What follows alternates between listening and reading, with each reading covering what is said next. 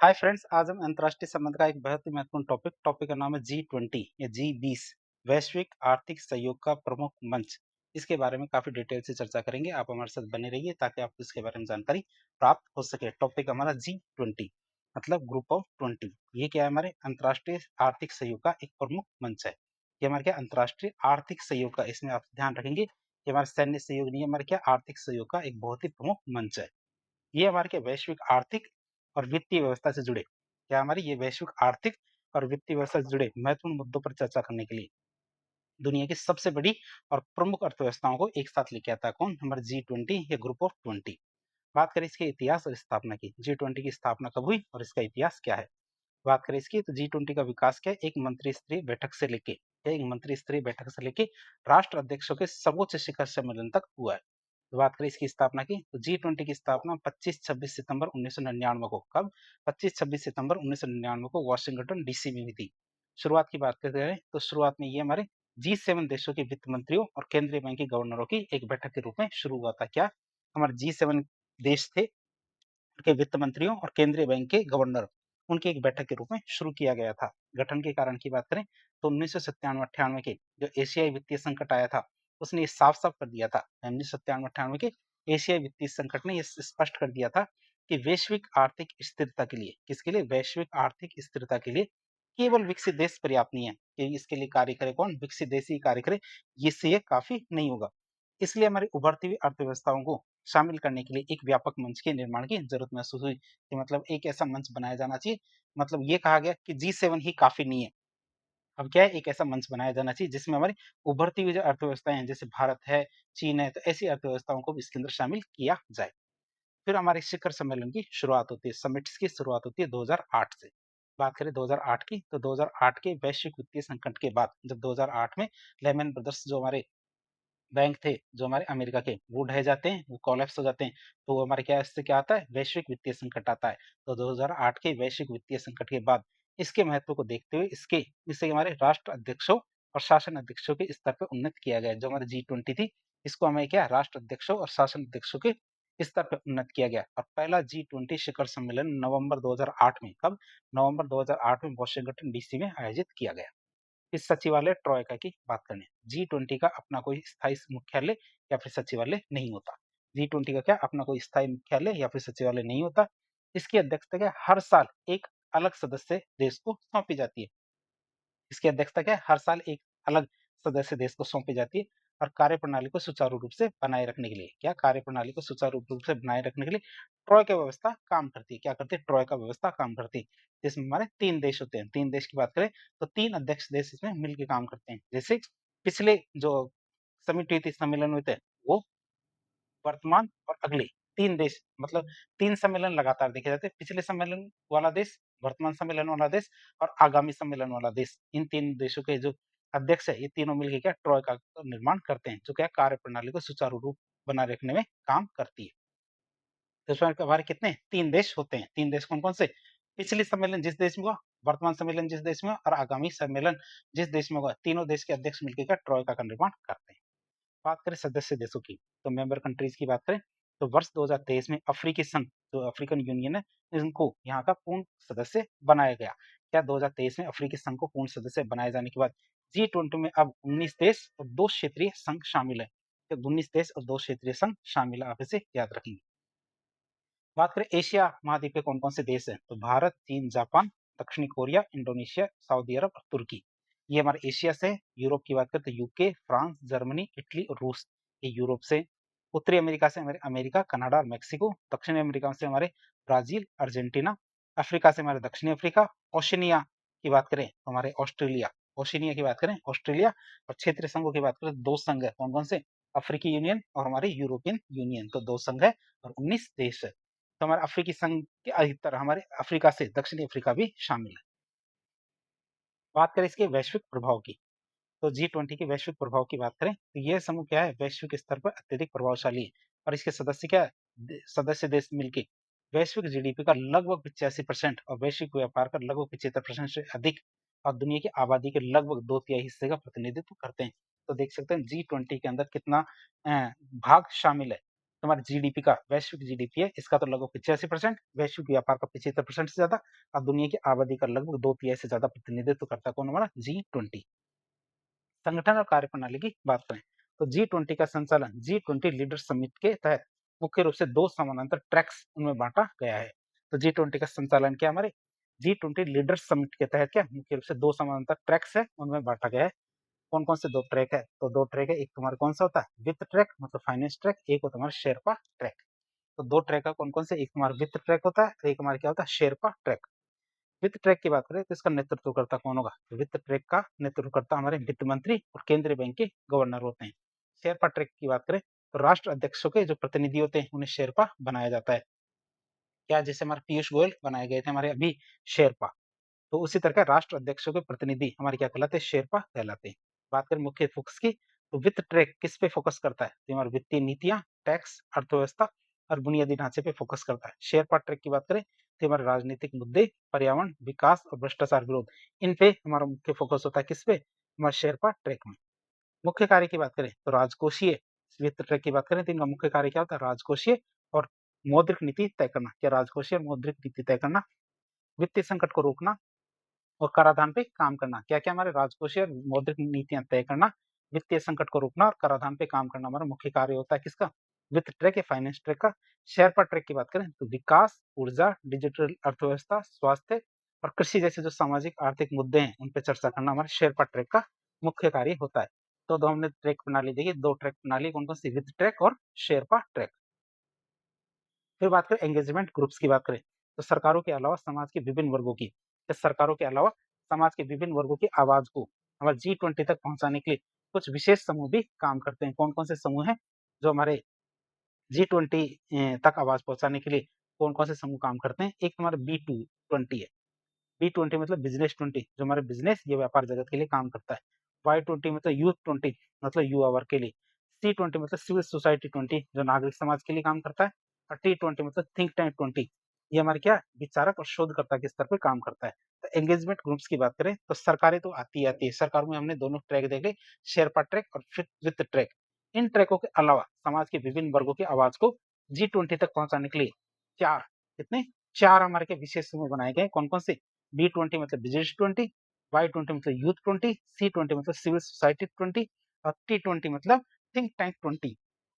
ये 4 हमारे क्या जो विशेष समूह बनाए गए हैं। बात करें इनका मुख्य कार्य उद्देश्य की, इनका मुख्य कार्य उद्देश्य की बात करें तो G20 का प्रारंभिक लक्ष्य वैश्विक आर्थिक स्थिरता को लाना और सतत विकास को बढ़ावा देना है। क्या क्या हमारे इसका प्राथमिक लक्ष्य है, वैश्विक आर्थिक स्थिरता को लाना, साथ ही साथ क्या सतत विकास को बढ़ावा देना है। अब बात करें इसके मुख्य कार्य की, इनके मुख्य कार्य कौन कौन से। पहला मुख्य कार्य आता है नीतिगत समन्वय।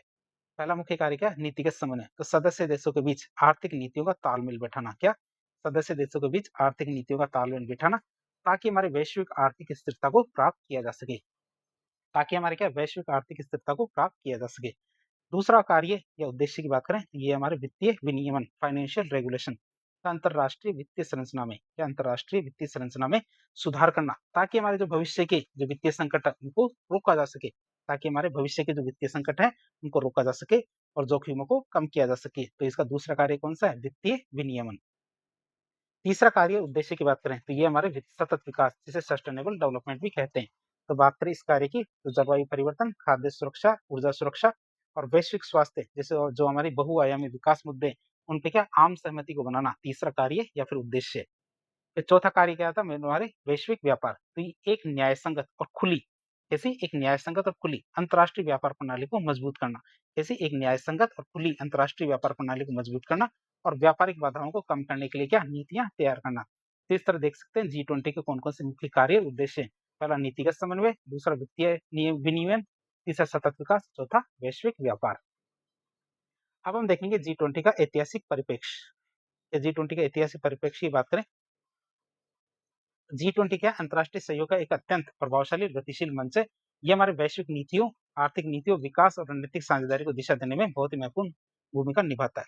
इसमें हम देखेंगे G20 की प्रमुख ऐतिहासिक बैठकें कौन कौन सी हुई है उसके बारे में देखेंगे।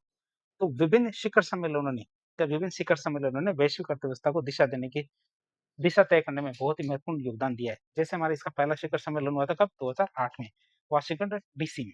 तो 2008 की बात करें, 2008 के वैश्विक वित्तीय संकट के बाद पहली बार सदस्य देशों के राष्ट्राध्यक्ष एक साथ आए थे। अभी हम देख रहे हैं जो ऐतिहासिक बैठकें हुई थी उनके बारे में। तो 2008 का जो वैश्विक वित्तीय संकट आया था, उसके बाद सदस्य देश एक साथ इकट्ठे हुए थे, उनके जो राष्ट्राध्यक्ष एक साथ आए थे। इस बैठक ने वैश्विक मंदी को रोकने के लिए समन्वित वित्तीय प्रयासों की नींव रखी थी। किसकी?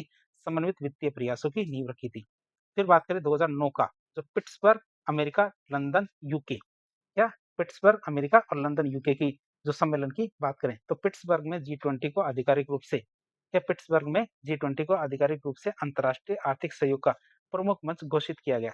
लंदन सम्मेलन में वित्तीय स्थिरता बोर्ड का गठन किया गया और वैश्विक अर्थव्यवस्था को उभारने के लिए, इसके लिए वैश्विक अर्थव्यवस्था को उभारने के लिए 1.1 ट्रिलियन के वित्तीय पैकेज की घोषणा की गई। क्या? 1.1 ट्रिलियन डॉलर के वित्तीय पैकेज की घोषणा की गई। फिर बाली, इंडोनेशिया की बात करें, 2022 का जो सम्मेलन हुआ था उसकी। तो यूक्रेन युद्ध की वजह से, ये यूक्रेन युद्ध के कारण उत्पन्न भारी भू राजनीतिक तनाव के बीच में खाद्य आपूर्ति श्रृंखलाओं को सुचारू रखने और खाद्य और ऊर्जा सुरक्षा सुनिश्चित करने पर वैश्विक सहमति बनी थी। नई दिल्ली की बात करें, 2023 के अंदर जो सम्मेलन हुआ था, 18वां सम्मेलन, उसकी बात करें, उसमें क्या तय किया गया? तो भारत की अध्यक्षता में कूटनीतिक सफलता का शिखर सम्मेलन हुआ था। अफ्रीकी संघ को स्थायी सदस्य बनाया गया इसके अंदर। साथ ही हमारे भारत, मध्य पूर्व, यूरोप आर्थिक गलियारा, जिसे IMEC भी कहते हैं, तो और हमारे IMEC और वैश्विक जैव ईंधन गठबंधन जैसे ऐतिहासिक पहलों की शुरुआत की गई थी इसके अंदर। तो रियो डी जेनेरियो, ब्राजील की बात करें, 2024 के अंदर, तो सामाजिक समावेश पर विशेष ध्यान केंद्रित करते हुए, क्या? सामाजिक समावेश पर विशेष ध्यान केंद्रित करते हुए भुखमरी और गरीबी के खिलाफ, किसके खिलाफ? भुखमरी और गरीबी के खिलाफ वैश्विक गठबंधन बनाया गया, मतलब global alliance against hunger and poverty को लॉन्च किया गया। कब? हमारी जो 2024 के अंदर रियो डी जेनेरियो, ब्राजील के अंदर जो सम्मेलन हुआ था उसके अंदर। अब बात करें हमारी जो वर्तमान शिखर सम्मेलन है उसके क्या परिणाम है, जो जोहान्सबर्ग, दक्षिण अफ्रीका के अंदर हुआ था 2025 के अंदर। तो नवंबर 2025 में आयोजित G20 20वां G20 शिखर सम्मेलन था, ऐतिहासिक रहा। क्यों? क्योंकि यह क्या पहली बार अफ्रीकी धरती पर आयोजित किया गया था। और इसके प्रमुख परिणाम क्या क्या रहे थे? पहला, तुम्हारे जोहान्सबर्ग लीडर्स घोषणा पत्र जारी किया गया। तो भारी भू राजनीतिक ध्रुवीकरण के बावजूद, क्या? भारी भू राजनीतिक ध्रुवीकरण के बावजूद हमारे विकासशील देश, जो हमारे ग्लोबल साउथ है, उनकी प्राथमिकताओं को ध्यान में रखते हुए 122 अनुच्छेद वाला आम सहमति का एक दस्तावेज अपनाया गया इसके अंदर। फिर मिशन 300 की बात करें, तो वर्ष 2030 तक उप सहारा अफ्रीका में, क्या? 2030 तक उप सहारा अफ्रीका में रहने वाले 300 मिलियन, मतलब 30 करोड़ लोगों तक बिजली पहुंचाने के लिए एक बड़ी सामूहिक पहल की शुरुआत की जाएगी। फिर वित्तीय सुधार और ऋण राहत की बात करें, तो विकासशील देशों की मदद के लिए, क्या? विकासशील देशों की मदद के लिए बहुपक्षीय विकास बैंक, जो जो MDBs है, इसमें सुधारों की मंजूरी दी गई। तो विकासशील देशों की मदद के लिए बहुपक्षीय विकास बैंक है, उनमें क्या है, जैसे हमारे IMF है, वर्ल्ड बैंक है, तो इन बैंकों में क्या है, सुधारों की मांग या को मंजूरी दी गई। अत्यधिक ब्याज दरों को बोझ को कम करने के लिए, अत्यधिक ब्याज दरों के बोझ को कम करने के लिए कैपिटल कॉस्ट कमीशन का गठन भी किया गया। क्या? कैपिटल कॉस्ट कमीशन का गठन भी किया गया, किसके लिए? अत्यधिक ब्याज दरों के बोझ को कम करने के लिए। महत्वपूर्ण खनिज ढांचे की बात करें, तो संसाधन संपन्न देशों से, या संसाधन संपन्न देशों से केवल कच्चे खनिजों के निर्यात की बजाय स्थानीय स्तर पर उनका प्रसंस्करण करने को बढ़ावा देने का ऐतिहासिक समझौता भी किया गया। या संसाधन संपन्न देशों में क्या केवल कच्चे खनिजों के निर्यात के बजाय क्या स्थानीय स्तर पर ही उनका प्रसंस्करण करने को बढ़ावा देने का ऐतिहासिक समझौता भी किया गया। बात करें मेरे जलवायु वित्त की, तो जलवायु वित्त की बात करें, तो नवीकरणीय ऊर्जा क्षमता को, क्या? नवीकरणीय ऊर्जा क्षमता को विश्व स्तर पर 3 गुना करने की, क्या?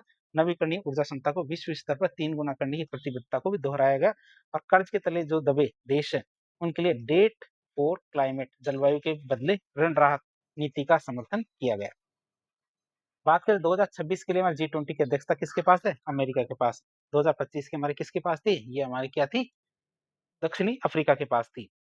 और 2000 बात करें अगला मुख्य लीडर्स समिट 2000 दिसंबर 2026 में फ्लोरिडा के मियामी में आयोजित होगा। कब? फ्लोरिडा के मियामी में आयोजित होगा 2026 वाला। वर्तमान 2026 का हमारे किसके पास है? अमेरिका के पास। और 2025 का हमारे किसके पास था? दक्षिणी अफ्रीका के पास। बात करें G20 बहुत ज्यादा जरूरी है, लेकिन किसके लिए? सभी के लिए। लेकिन भारत के लिए G20 का क्या महत्व है उसकी बात करें, तो भारत के लिए G20 न केवल एक आर्थिक मंच है, बल्कि ये क्या है, हमारे देश की कूटनीतिक और रणनीतिक ताकत को बल्कि ये हमारे क्या देश की कूटनीतिक और रणनीतिक ताकत को प्रदर्शित करने का एक सशक्त माध्यम है। कौन सा? G20। ग्लोबल साउथ का नेतृत्व की बात करें तो भारत ने खुद को क्या है विकासशील और गरीब देशों की भारत ने क्या खुद को विकासशील और गरीब देशों की एक मजबूत और विश्वसनीय आवाज के रूप में स्थापित किया है। अफ्रीकी संघ को G20 में स्थायी सदस्यता दिलाना इसका सबसे बड़ा सबूत है कि भारत क्या है हमारे विकासशील और गरीब देशों को एक मजबूत और विश्वसनीय आवाज के रूप में काम कर रहा है।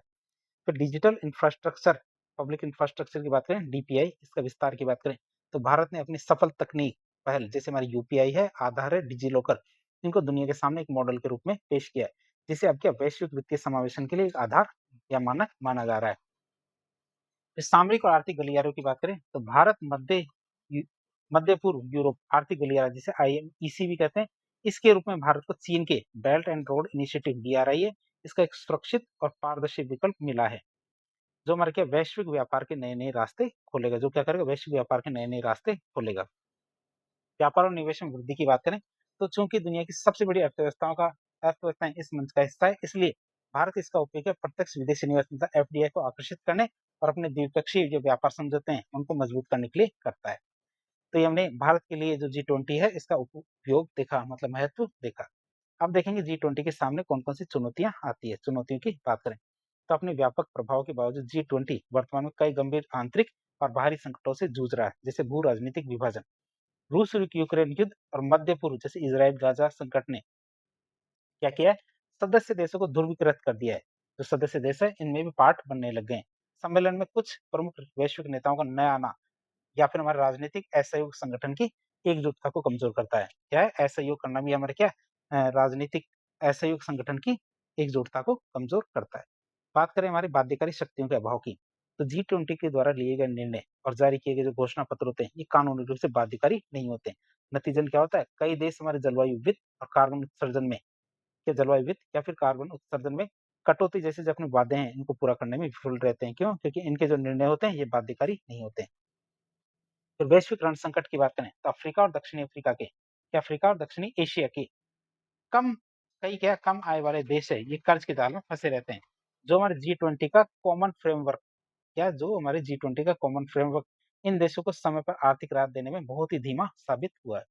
और संरक्षणवाद की बात करें, बढ़ता संरक्षण प्रोटेक्शनिज्म की बात करें तो मुक्त व्यापार मतलब फ्री ट्रेड को बढ़ावा देने के मूल सिद्धांतों के विपरीत कई बड़ी अर्थव्यवस्थाएं अपने घरेलू उद्योगों को बचाने के लिए नए नए टैरिफ मतलब आयात शुल्क और व्यापार बाधाएं लगा रही है। तो इस तरह आज एक लेक्चर के जरिए हमने जो अंतर्राष्ट्रीय संबंध का एक बहुत ही इंपॉर्टेंट टॉपिक था हमारा G20, इसके बारे में काफी डिटेल से जानने की कोशिश की। तो इस प्रकार के इन्फॉर्मेटिव वीडियो देखने के लिए हमारे चैनल से जुड़े।